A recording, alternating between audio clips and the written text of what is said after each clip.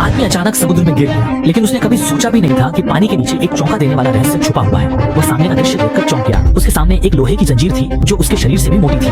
और भी डरावनी बात यह थी कि ऐसी जंजीरें सिर्फ एक नहीं थी, वहाँ कई जंजीरें थी, जैसे वे किसी विशालकाय चीज को बांध रही हो। उसका दिल जोर से धड़क उठा और जबरदस्त जिज्ञासा के चलते वह जल्दी से पानी की सतह पर आ गया, यह देखने के लिए कि आखिर माजरा क्या है। लेकिन सामने का दृश्य देखकर उसकी रूह कांप उठी। उसने देखा कि 100 मीटर ऊंची एक विशाल लहर आसमान को निगलने जैसी ताकत के साथ उसकी ओर तेजी से आ रही थी। ठीक इसी जानलेवा घड़ी में उसके पास खड़ा छोटा गधा पूरी ताकत से पंख फड़फड़ाने लगा और जबरदस्ती उस आदमी को पानी की सतह से ऊपर खींचकर हवा में ले गया। आदमी और गधा जैसे भयंकर लहरों के बीच एक पत्ता अपनी जान बचाने के लिए लहरों के बीच इधर उधर भागते रहे। भीषण लहरों के गुजरने के बाद समुद्र की सतह फिर से शांत हो गई और दोनों ने जैसे तैसे जान बचा ली। लेकिन वे अभी संभल भी नहीं पाए थे कि देखा जो डरावनी लोहे की जंजीरें थी वे असल में एक तैरते एकांत द्वीप को जकड़े हुई थी। और जो बात उन्हें और भी ज्यादा अविश्वसनीय लगी वह यह थी कि उस द्वीप पर वास्तव में विशाल आंखें थी और वह द्वीप उनकी ओर देखकर जैसे दया की भीख मांग रहा। आदमी का कोमल और दयालु दिल तुरंत पिघल गया। उसने इस बेचारे विशाल जीव को बचाने का मन बना लिया। जब उसने ध्यान से देखा तो यह भला कौन सा एकांत द्वीप था। यह तो साफ साफ एक प्राचीन विशाल भेल थी जिसे बेरहमी से ठंडी लोहे की जंजीरों में जकड़ दिया गया था। विशाल भेल की आंखों से आंसू मोतियों की तरह गिरने लगे जो अनजाने में ही बह निकले। यह दुखद दृश्य आदमी के मन में उसे बचाने का संकल्प और भी मजबूत कर गया। आदमी ने विशाल भेल की गुफा जैसी नाक को देखा तो उसके दिमाग में अचानक एक साहसी विचार कौंध गया। वह अब और नहीं झिझका, अपने पास खड़ी उस जादुई छोटी गधे पर सवार हुआ और सीधे भेल की विशाल नासिका में उड़ गया। अंदर जाने के बाद इस विशाल जीव को उत्तेजित करने के लिए आदमी ने गधे को निर्देश दिया कि वह अपनी जादुई पंखों से भेल की संवेदनशील नासिका की भीतरी दीवार को हल्के से गुदगुदाए। जैसे जैसे वह असहनीय खुजली की भावना और तेज होती गई, विशाल भेल सचमुच खुद को रोक नहीं पाई और धीरे धीरे अपना पहाड़ जैसा सिर उठाने लगी, जिससे समुद्र का पानी उल्टा बहकर उसकी नासिका में भर गया।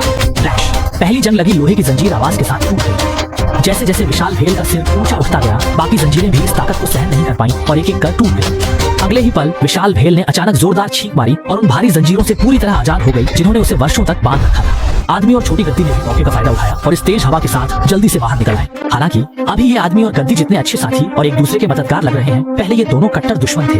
ये छोटी गद्दी कोई आम गद्दी नहीं थी, असल में वह स्वर्ग की दिव्य घोड़ी थी। शरारती स्वभाव के कारण वह चुपके से धरती पर आ गई थी अपनी धाक जमाने के लिए। लेकिन आते जाते उसने एक सीधे साधे किसान की गेहूं की फसल को बुरी तरह बर्बाद कर दिया और उसी बर्बाद हुई फसल की रखवाली के लिए उस आदमी को तैनात किया गया था। फिर उसी रात दिव्य घोड़ी एक पल की असावधानी में नदी में गिर गई। आदमी ने मौके का फायदा उठाया और अपनी पूरी ताकत लगाकर आखिरकार इस अक्खड़ और जिद्दी घोड़ी को पकड़ ही लिया।